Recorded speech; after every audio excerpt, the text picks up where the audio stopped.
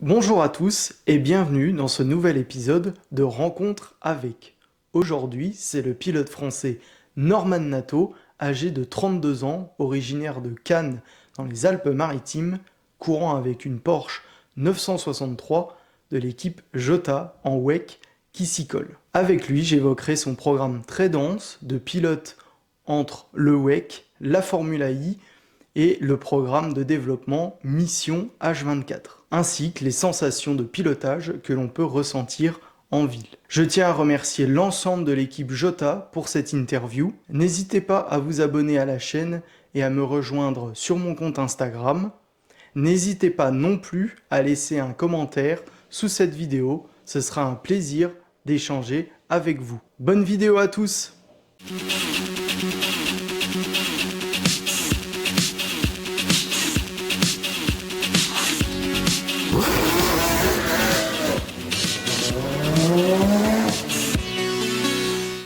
Bonjour Norman, Salut. première question.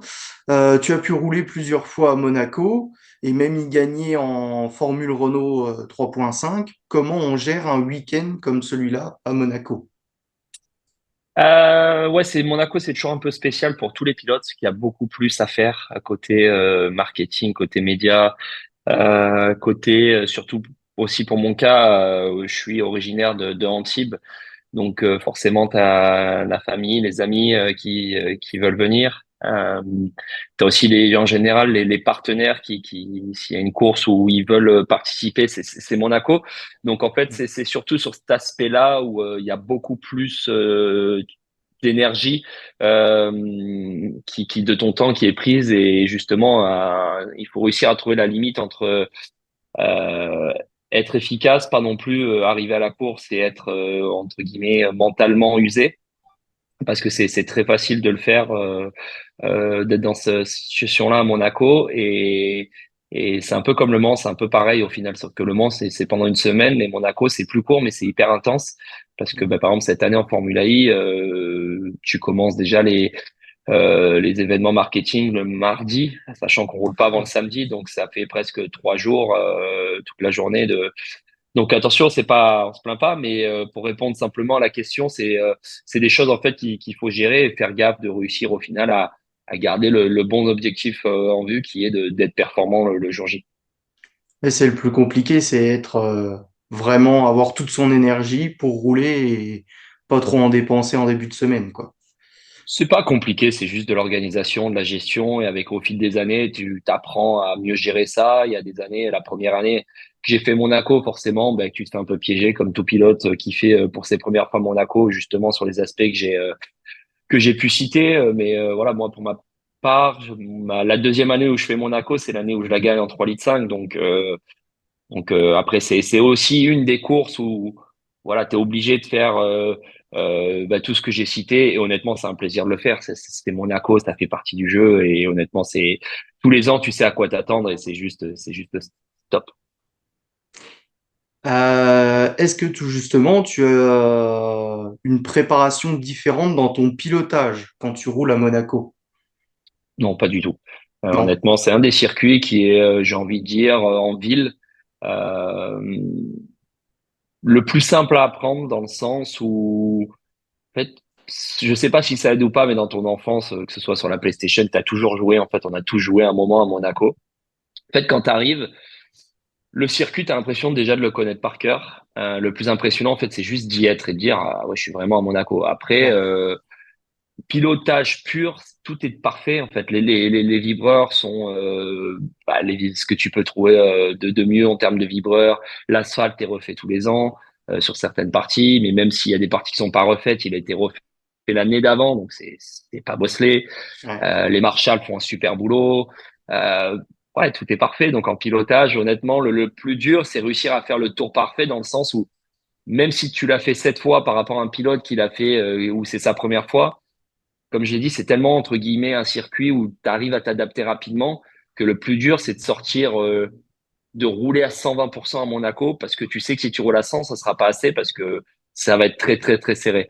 Alors que sur d'autres circuits en ville, comme j'ai pu faire, comme Bakou, Pau, c'est des circuits un peu plus vraiment typés ville, bosselés avec beaucoup plus de challenge en termes de pilotage. Et là, j'ai envie de dire, c'est quand même en pilotage un peu plus compliqué à aborder.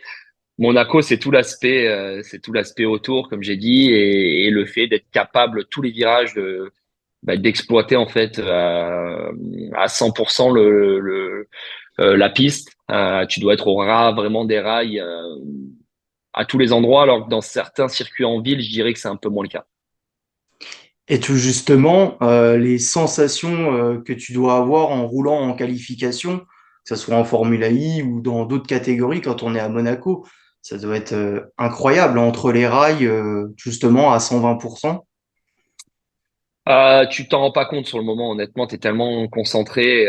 J'ai un moment, faut oublier que tu es à Monaco, hein, parce que si tu restes dans la bulle, je suis à Monaco, ça le fera pas. Donc ouais, le rêve, il y est quand il y est. Allez, le premier tour, quand tu sors des stands, c'est toujours un plaisir. L'an dernier, j'ai fait la pole de mon groupe en Formule I. Donc quand tu es dans le tour de décélération, là, tu prends le plaisir et il faut profiter parce que quand tu gagnes des courses, fais des podiums ou fais des superbes qualifications à Monaco, faut en profiter parce que c'est loin d'être simple. Après, sur le moment, honnêtement, que tu sois à Monaco ou ailleurs, là, tu te poses pas de questions, faut y aller quoi. Une question un peu plus générale. Pour toi, quelle est la partie la plus compliquée à gérer dans la carrière d'un pilote? La partie la plus compliquée, bonne question, il y en a beaucoup. Déjà, faut être capable de commencer. C'est un sport, on sait tous, qui est très coûteux. Pour ma part, j'ai eu la chance que mon père était dans le sport automobile, mais plus dans le côté manuel, parce qu'il avait son équipe de rallye, alors, formule de promotion, pas une énorme équipe, pas liée qu'un constructeur, rien de ça, mais Hmm. vu qu'il était manuel, c'est lui en fait qui m'a monté mes premiers kartings, qui faisait les moteurs, qui faisait le châssis, qui faisait tout. Et c'est sûr que du coup, ça te permet d'économiser énormément d'argent, et c'est ce qui m'a permis de commencer. Aussi de prouver de quoi j'étais capable. Et après ça, en fait, j'ai été pris en charge par des constructeurs en karting et ainsi de suite en monoplace et de trouver des sponsors. Donc, on va dire que le plus compliqué déjà, c'est de commencer, d'être capable de pouvoir montrer, parce qu'on sait aussi que le nerf de la guerre en sport automobile, que ce soit en karting, en monoplace, en ce que tu veux, faut être dans la bonne équipe, faut la bonne voiture ou le bon karting ou le bon moteur. Le bon ingénieur, c'est pas seulement être bon, et c'est je dirais, de réussir, de réunir tous ces ingrédients pour être capable en fait de montrer de quoi tu es capable. Et ça, c'est quelque chose qui peut être frustrant à des moments dans une carrière et qui est très compliqué par rapport à d'autres sports, mais c'est le sport auto, et c'est aussi pour ça que on est peut-être aussi peu dans le monde d'être pilote professionnel. Donc c'est aussi une fierté de savoir de là où je viens et de pouvoir aujourd'hui vivre de ma passion. Et tout justement, tu n'as jamais eu l'occasion d'être dans une filière de jeunes pilotes comme Red Bull, Ferrari ou autres, et avec les coûts toujours plus importants des saisons en sport auto, comment tu as réussi à devenir professionnel et être au niveau que tu es aujourd'hui en endurance et en Formule I? Ouais, c'est vrai que mon époque, parce que je parle comme si j'étais un vieux, mais c'est vrai que ça a vachement évolué honnêtement en 10 ans, depuis que j'étais en Formule 2 jusqu'à maintenant. Tout a vachement évolué, surtout en fait tout ce qui est filière. À mon époque, il y avait Red Bull qui était la filière. Hmm. Il y a Ferrari qui commençait à peine quand moi je commençais à être en monoplace. Il y avait d'autres petites filières, mais c'était pas au niveau où on est aujourd'hui, où maintenant ils prennent les pilotes dès le karting il y a 11 ans. Ouais. Nous, on a été loin de là.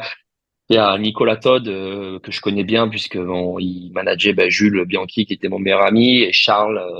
Voilà, c'est Nicolas à l'époque qui était plutôt très fort pour justement bah, faire un peu ce que les filières font aujourd'hui, de les prendre dès leur plus jeune âge, financer justement, trouver les financements pour leur permettre d'arriver au plus haut niveau et les mettre aussi dans les meilleures équipes et les bonnes équipes, parce que ça, c'est, comme j'ai dit, c'est le nerf de la guerre. Et pour mon cas, j'ai fait une voie un petit peu différente. J'ai des personnes qui ont cru en moi depuis le karting, qui m'ont aidé pendant des années pour essayer de me placer dans des équipes, trouver les financements. J'ai la FFSA aussi, l'équipe de France, dans laquelle j'ai été pendant des années. Et ça a été c'est des moments magique. On faisait des stages d'équipe de France, dès mon plus jeune âge en karting, et on était réunis avec l'équipe de France auto. Et après, j'étais dans l'équipe de France auto et justement, tu te retrouvais avec les jeunes du karting. Donc ça, c'est des super souvenirs que j'ai de mon passé. Donc voilà, j'ai eu la chance d'avoir des personnes qui ont cru en moi tout au long de ma carrière pour aujourd'hui être pilote professionnel. Euh, Aujourd'hui, tu es aussi pilote de développement pour la mission H24. En quoi consiste ton rôle et est-ce que tous tes programmes, on sait que le pilotage de Formula I, c'est assez particulier. Est-ce que la mission H24, la Formula I, ça t'aide pour l'endurance? Ouais, honnêtement, pour moi c'est bénéfique de faire plusieurs championnats. Alors c'est sûr qu'en gestion de temps et il faut être faut être assez organisé dans le sens où physiquement, mentalement et pour être au top niveau dans toutes les catégories parce que là au Le Mans, le WEC aujourd'hui tu peux pas te permettre d'être en dessous. Il y a tellement de niveaux côté pilote que tu es obligé d'être à 100% et c'est pareil en Formula I. Mais c'est pas la première année que je fais un double programme. Donc là-dessus, sur ce côté-là, je sais à quoi m'attendre. Je sais les exigences que ça demande. Et Mission H24, ça fait maintenant des années que je fais partie du programme, que je suis impliqué. C'est quelque chose qui me tient à cœur. La Formule I, j'ai mis beaucoup de temps à y rentrer. C'est un championnat qui s'est développé et surtout une énergie qui s'est développée très très rapidement. Et en fait, c'est un peu le déclic que j'ai eu quand j'ai eu l'opportunité de travailler avec Mission H24, qui était bon H24 auparavant et c'est quelque chose en fait les nouvelles énergies qui sont super importantes dans le sens où aujourd'hui j'ai la chance d'être toujours on va dire dans le présent mais hybride mais avec toujours du pétrole et avec l'électrique à 100% et j'ai l'hydrogène qui est commence à être le présent et qui est aussi je pense le futur. Du moins c'est ce que je crois et du coup en fait c'est juste top de pouvoir utiliser mes différentes expériences euh, pour développer en fait cette nouvelle technologie et ce nouveau prototype. Et c'est aussi sur un plan personnel, faut pas se cacher, sur un plan de carrière, c'est quelque chose qui a du sens. J'essaie de prendre tout en fait s'anticipe. C'est pas aujourd'hui, bah, imaginons, bah s'il faut être en hydrogène, bon ben quelles sont les opportunités? Ouais. C'est quelque chose que j'essaie de préparer depuis des années en pensant que l'hydrogène ça va être le futur en sport auto à un moment ou à un autre. Et du coup, ça a du sens pour mon futur aussi d'être d'être dans ce programme-là. Je pense, un avantage aussi. Enfin, j'en suis même sûr pour Mission H24 d'avoir un pilote comme moi qui a une énorme expérience maintenant en Formula I, qui travaille avec des constructeurs, qui suit aussi pilote au plus haut niveau en endurance. Donc en fait, ça permet quand on fait du développement ou même du marketing, parce que c'est aussi beaucoup ce qu'on fait en ce moment. On est dans une période transitoire, on a une nouvelle voiture qui a été présentée où ça va être un énorme step en avant en 2025 pour le programme. Donc c'est quelque chose en fait qui permet quand je parle de différentes énergies et de pilotage, je sais de quoi je parle parce que justement l'hydrogène et la façon, si on parle pur pilotage et moins l'aspect technique, ça réunit en fait le pilotage d'une Formule I, ça réunit le pilotage d'un prototype que je conduis avec l'hybride de la Jota à Porsche. Donc c'est juste un, un plus déjà pour moi en tant qu'expérience et surtout aussi pour le programme d'avoir quelqu'un comme moi qui suit un petit peu avec les doubles casquettes. La santé mentale chez les sportifs de haut niveau, elle est rarement évoquée. Pourtant, c'est une part importante de la performance. Est-ce que tu as un préparateur mental et comment tu gères la tienne? On sait aussi qu'avec les réseaux sociaux, ça prend une part importante dans la carrière des sportifs. Oui, pour ma part, j'ai travaillé avec des préparateurs il y a quelques années de ça, surtout dans mes années monoplace, quand tu es encore vraiment très jeune, où tu te cherches encore, tu connais tes qualités, tes faiblesses, mais tu les exploites pas forcément à 100%. Et comme tout pilote, j'ai eu des périodes compliquées dans ma carrière. C'est surtout dans ces moments-là, en fait, où faut pas craquer et rester solide et être capable de rebondir. Parce que quand tout se passe bien, honnêtement, t'as besoin de personne. Mais par contre, c'est là que Mhm. dans les moments difficiles où faut être capable de rester soi-même et d'accepter aussi le fait que on parle beaucoup aussi des fois de la vie d'un sportif, par exemple un footballeur quand il a des périodes compliquées. Mais j'ai envie de dire que dans la vie de tous les jours, je pense que il y a des périodes compliquées, beaucoup plus compliquées que ce qu'on peut avoir dans une carrière. Au final, faut relativiser pardon là-dessus. Et c'est ce que j'essaye de faire. Et en fait, le fait d'avoir travaillé avec des préparateurs, ça m'a permis de connaître encore plus mes qualités et mes défauts et justement de m'appuyer là-dessus. Parce qu'après, en tant qu'homme, tu cesses d'évoluer et d'apprendre sur toi-même. Et il y a aussi le monde qui évolue et qui change. Tu en as parlé, les réseaux sociaux, ça en fait partie. Euh, à notre, à notre niveau, j'ai envie de dire que c'est pas quelque chose qui, enfin, pour ma part, m'impacte beaucoup dans le sens où on n'est pas autant exposé que des pilotes de Formule 1 ou des joueurs de foot ou je sais pas d'autres sports où tu fais un Ouais. mauvais match et sur les réseaux, ça peut être assez rude. Pour Ouais. notre part, oui, bah, tu as toujours des personnes qui vont t'apprécier, d'autres qui t'apprécieront pas. Par exemple, là, j'ai eu un crash à Berlin. Bon, ben voilà, il y a des personnes qui vont juger que tu as fait n'importe quoi, d'autres qui vont être un peu plus mitigées, d'autres qui vont être dans ton sens, et ça fait partie du jeu, faut Mhm. l'accepter, ça fait partie de la vie. Tout le monde a son point de vue, tout le monde a le droit de dire ce qu'il pense, et honnêtement, moi, c'est pas quelque chose qui m'impacte. Ce qui peut m'impacter, voilà, c'est oui des périodes où je suis compétiteur et quand forcément ça se passe pas comme t'aimerais. Voilà, c'est mon métier, donc au final c'est plus l'aspect performance qui t'impacte plutôt que ce qui se passe autour. Tout ça, honnêtement, après ça fait partie. On est habitué depuis des années, ça fait partie du jeu et honnêtement, moi c'est pas quelque chose qui m'impacte plus que ça, mais l'aspect mental, c'est sûr que c'est un des aspects le plus important, je dirais, en étant un athlète, tout sport confondu, le sport automobile inclus. Je pense qu'on est tous, il y a énormément de très très très très très bons pilotes. Après, ça se joue des fois à des détails. Et après, il y a des périodes aussi, comme j'ai dit, de la vie ou même dans une carrière. Par exemple, je prends l'exemple de la Formule I en ce moment, cette année, honnêtement, pour l'instant. Honnêtement, je suis autant performant que, voire même plus performant que sur certaines saisons que j'ai pu faire auparavant. Parce qu'en course, honnêtement, il n'y a rien qui veut Ouais. s'aligner. C'est pour ça que c'était dans des moments comme ça où j'essaie d'utiliser mon expérience pour continuer à faire mon job au maximum parce que je sais que ça va tourner. Et je l'ai vécu dans ma carrière. Il y a des moments où tu fais tout pareil et d'un coup, ça veut s'aligner et là, il peut plus rien t'arriver. Et là, en ce moment, c'est l'inverse. C'est quoi que je fasse, quoi qu'on fasse avec mon équipe, il y a toujours un petit truc qui se met en travers de notre chemin. Donc ça, c'est sûr, pour jouer le championnat dans des saisons comme ça, tu peux oublier. Par contre, quand tu as la Mhm. performance qui est là, tu peux être rassuré dans le sens où dire le plus important, on va dire, il est là.